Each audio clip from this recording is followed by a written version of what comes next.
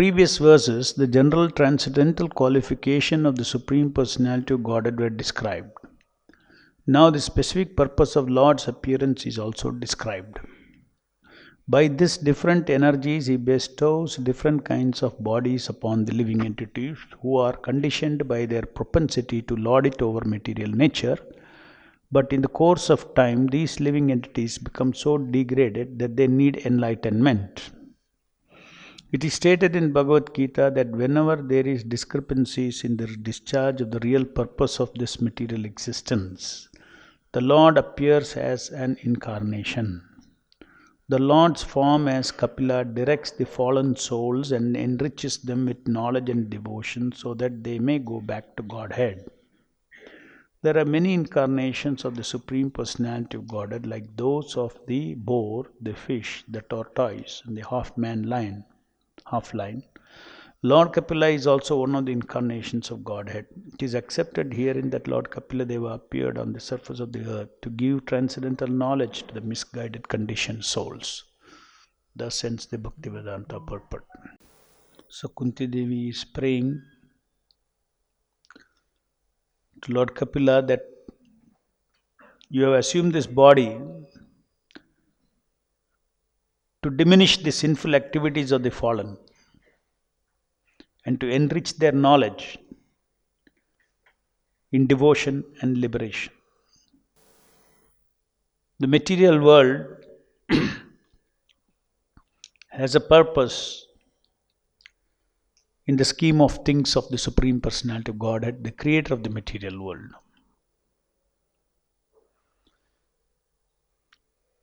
So, the purpose is for the living entities. The material world is filled with living entities. And the living entities means they have free will and they are full of activities in this material world. And the living entity, because of his free will, it engages its free will to fulfill its propensity of Satchit Ananda by lording over the material energy. By lording over the material energy,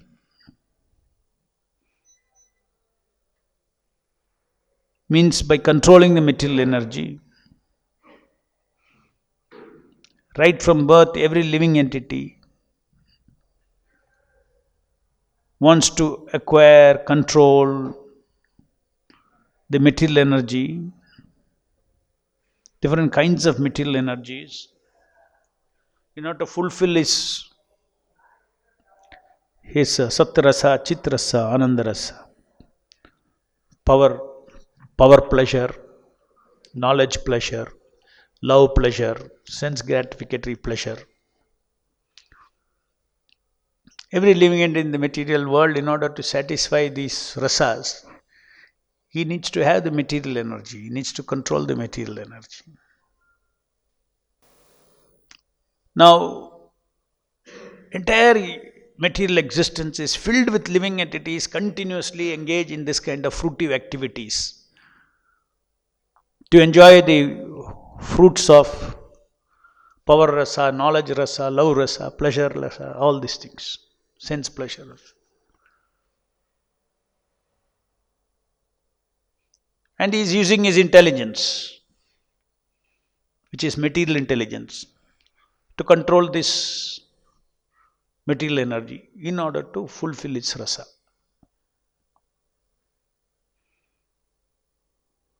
Now, in the scheme of things of the Lord, the living entities, especially when they come in the human form of life, they have got a very special opportunity to culture and fine-tune their activities, which means use of their free will, by following the directions of the Vedas for sense gratification. Even if we have fruitive activities, we follow the Vedic path. And then through that path, one makes a progressive elevation of his consciousness from tamoguna to rajoguna to sattoguna.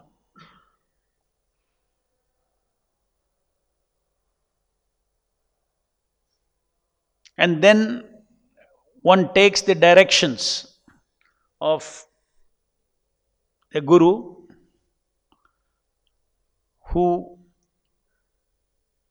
under whose direction we exercise our activities, our free will.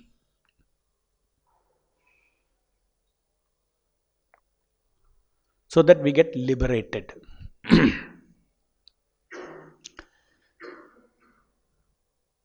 So this knowledge about liberation and knowledge about devotion, which is mentioned here, enrich their knowledge in devotion and liberation.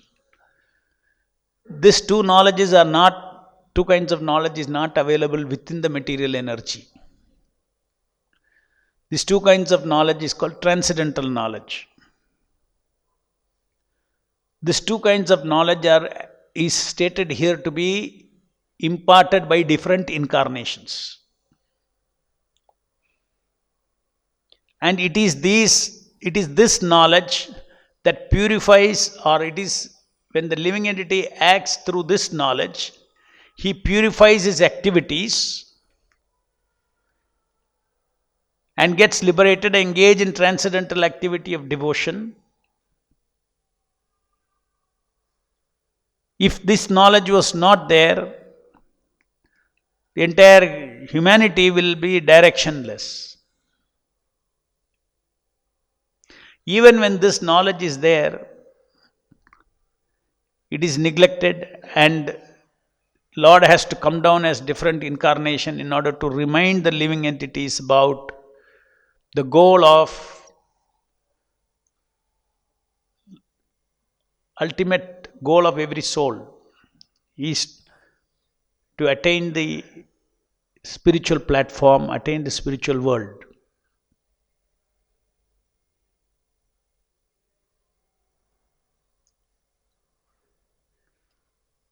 We can see how important the individual living entity's free will is with which he does different activities. How important free will is, how important action is. The Lord is said to be incarnating in order to influence our action towards our good. We have a constitutionally safe, good situation, which is engaging in devotion service of the Lord. It is our birthright to be transcendentally situated. Freedom from all miseries. A situation which should completely fulfill our innermost instincts of Satchidananda. We all are potentially capable of being situated in that situation. Freedom from all miseries. Freedom from all miseries and with full fulfillment of all our deepest instincts. Instinct to love, instinct for pleasure, instinct for knowledge, instinct for everything. Potentially each living entity in the material world is capable. So the entire churning of living entities within this material world who are engaged in fruity activities, and suddenly they come in association with the pure devotee of the Lord or his incarnation, he gets an opportunity to get direction of how to act. So free will is very important, but the free will, what guides the free will is even more important. That is direction.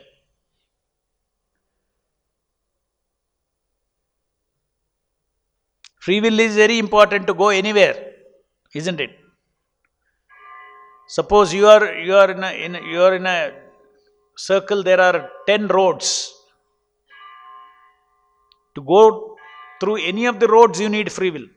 To walk through that and reach the destination. They go to 10 different destinations. You need free will. But free will alone by itself is not of use unless there's a direction. Say you out of 10 different roads, your goal is to go to one particular place. To go to that particular place, you need particular direction.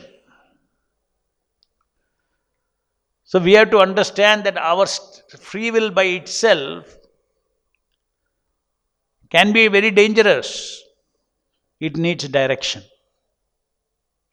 And if the goal of using free will is to reach, or the goal of all our activities is to reach a particular destination of liberation and devotion to the Supreme Lord, we need direction, directional knowledge. Intelligence is required. And that is how you see that these incarnations, they provide us the direction.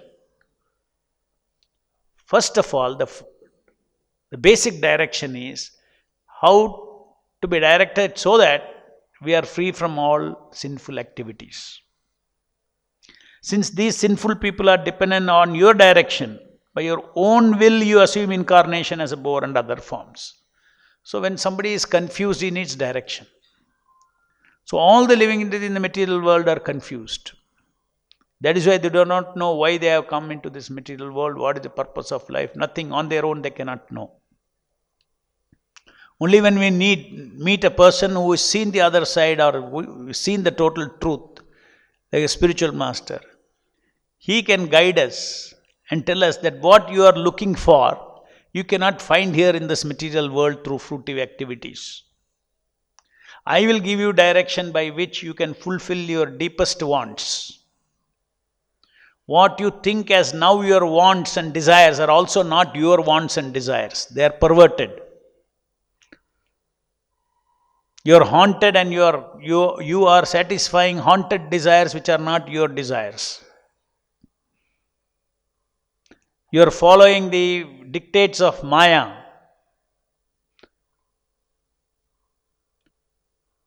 The spiritual master comes and says, you take direction from the scriptures, Guru, Sadhu and Shastra. I'll give you direction by which you can go in the road of liberation and avoid sinful activities. Sinful activities will only entangle the living entity more and it will bring him down into lower consciousness. As you go down from sattva to rajoguna, tamoguna more and more, then you become more blind and unappreciative of the directions. Unless you appreciate the direction, that this direction will lead me to good, nobody will follow the direction. So you need sattva-guna for that. Whatever percentage of sattva-guna is required for that. Some percentage is required to follow good directions. So incarnation's purpose, as it is mentioned here, you appeared in order to distribute transcendental knowledge to your dependents. So the place of transcendental knowledge and direction from the spiritual master is so crucial for exercising our free will.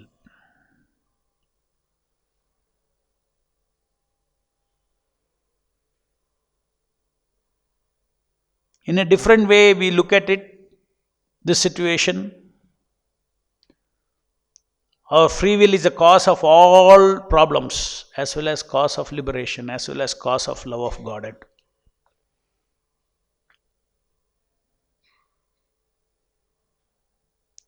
So therefore, how much we should treasure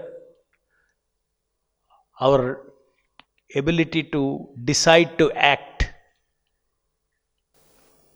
Whimsical action means tamasic free will. Tamasic free will. Whimsical action. I don't need to give any reason to myself. I can act.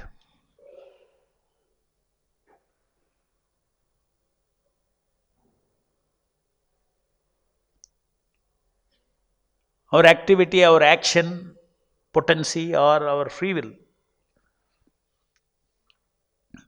is unlike Krishna's free will, which is totally unrestricted.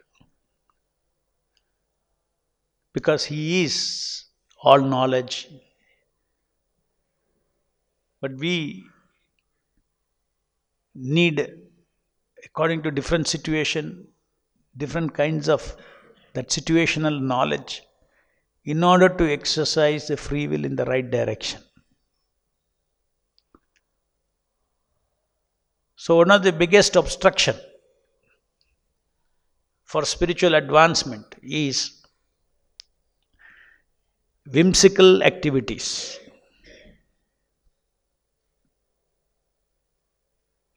And whimsical activity means characterless activity. Character means you have cultured certain do's and don'ts. And how you are cultured, not arbitrarily. You are cultured based on the knowledge about what those actions will lead to, which one learns from Guru, Sadhu, and Shastra. For instance, no intoxication, no meat eating, no illicit sex, no gambling. When situations are encountered which pulls the senses towards these activities,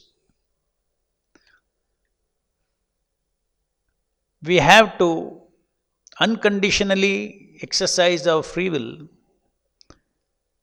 as per the directions of Guru, Sadhu, and Shastra. We have got the capability to do it.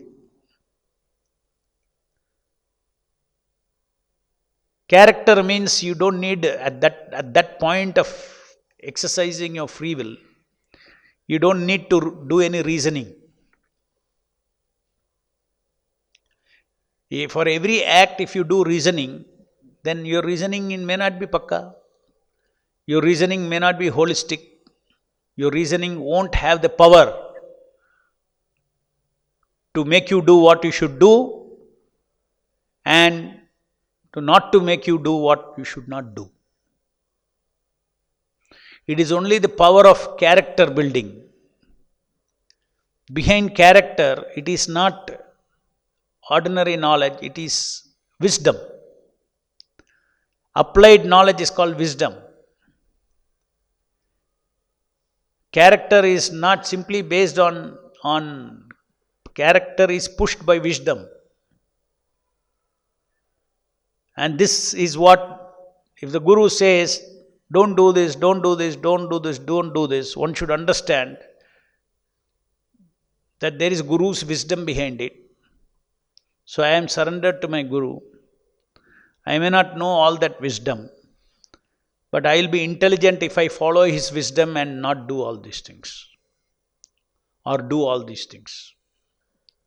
Do 16 rounds, engage in devotion service, no, but don't do intoxication, meat eating, illicit sex, gambling. So Vaishnava's basic character building is with respect to these things. It's called achar.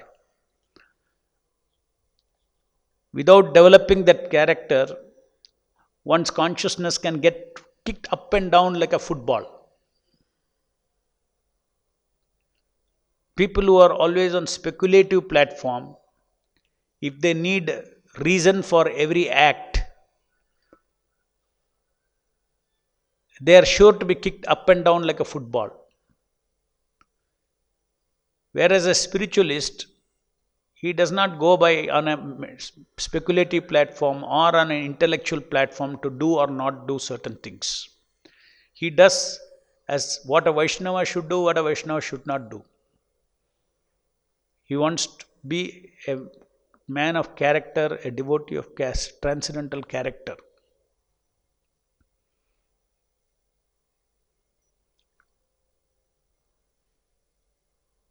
Just like somebody says, okay, somebody start from childhood, don't lie, right? Then that becomes his character.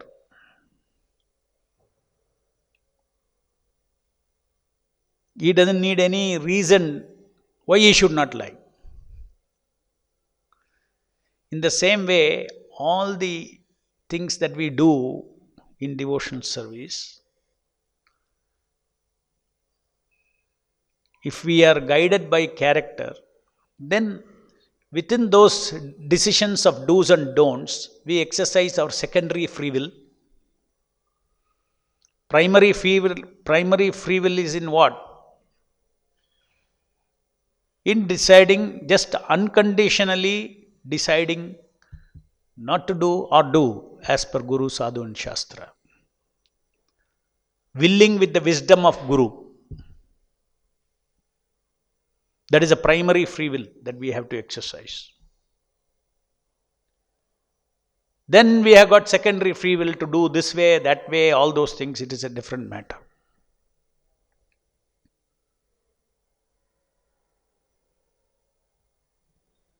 So our free will plays a very big role.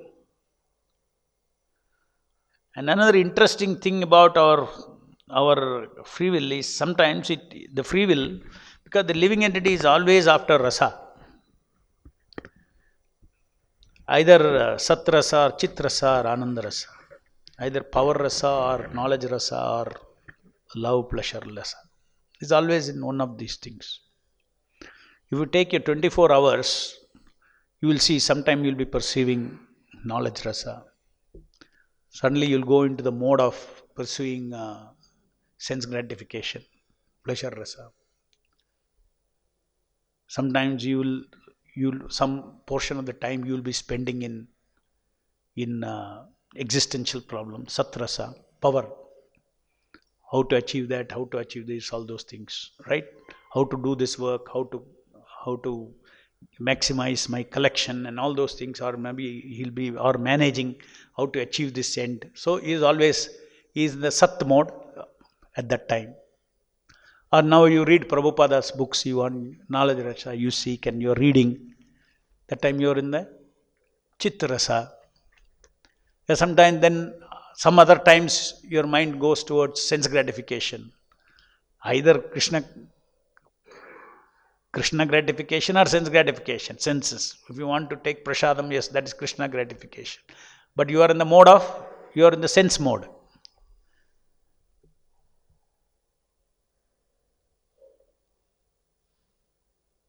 So if you take 24 hours a day, you will see that the material world, our consciousness is spending time here. That is the reason, if you see, when your consciousness is trapped in sense gratificatory mode, that time you are so knowledgeable, you know so many things. This should not be done, it should not be done, all those things. But still you will get trapped, you will do it. Why? Because you don't realize that I have knowledge rasa, I can take knowledge rasa, it gets suspended. Knowledge, even sat rasa, everything gets suspended, and then we engage in sinful activities. This is because we do not have the choice that I have got rasas beyond sense gratification. I got knowledge rasa, I can dovetail in reading Prabhupada's books. So when it comes to sense gratification, when the mind brings the impulse of sense gratification, that cannot be stopped by immediately thinking of reasoning and knowledge and all. It cannot be stopped. It can be stopped only by character building. Therefore, transcendental knowledge alone is not enough. You may know knowledge of everything, but you have to culture a transcendental character. Transcendental character protects us against Maya. Because when a person of character, his willing is based on wisdom of Guru. Which of course, eventually he also gets that wisdom. You can call it as wisdom willing. All our willing should be wisdom willing. not immediate reasoned willing. Reasoned willing is when you execute things. This is the way, better way, or that way, or this way, or that way. One should be able to observe what mode is my working. Am I now in Sat mode or Chit mode or Ananda mode? It is a fact. You can observe that. And using the free will to move away from one mode, that you have a free will. When there is a sense gratification, when you just get triggered off, you take Prabhupada's books and you read. You go into knowledge mode, transcendental knowledge mode. You are saved. But you enter into the, once you triggered, once you chain reaction of your chitta. Chitta means all memories. That starts, chain reaction starts. Then there is no hope. With the knowledge you can stop that. I mentioned about the chain. Search, find, chase, capture, indulge, enjoy. That chain is there. So many structures with different sense objects. This entire chain is wired in us.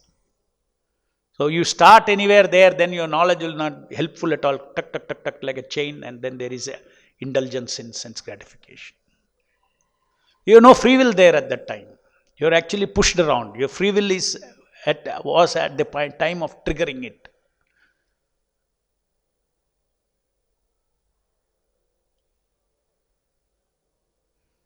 For instance, if somebody immediately says, no, this sinful activity will decrease my spiritual potency. If he thinks, then immediately he is going into satrasa. I need spiritual potency. I cannot engage in any of these activities. It will decrease my spiritual potency. That means Shakti, Sat.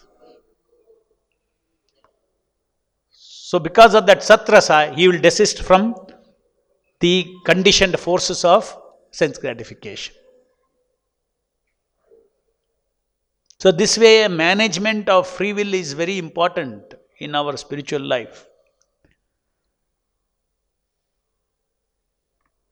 And by association of devotees, you build character. That's another way you build character. By following somebody, seeing somebody. If somebody is a role model, then the way he takes decisions, easily it soaks into you. Just like if you take Prabhupada as a role model, then immediately that character of Prabhupada soaks into you.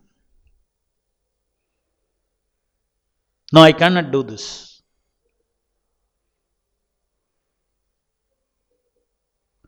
So in this material world, to wade through these three modes of material nature, come out successfully, we have to use our free will through the wisdom of the spiritual master, through the wisdom of the scriptures. There is a difference between knowledge and wisdom. Wisdom is integrated knowledge. Knowledge integrated with action and its consequence. That's called wisdom. We cannot forever remain in it. When you start with knowledge, then you act with that knowledge. Then slowly that becomes wisdom. A mature devotee's free will is based on wisdom and not based on simply knowledge. It gets integrated. Knowledge, its application, and the consequences gets integrated. That becomes wisdom. Any questions?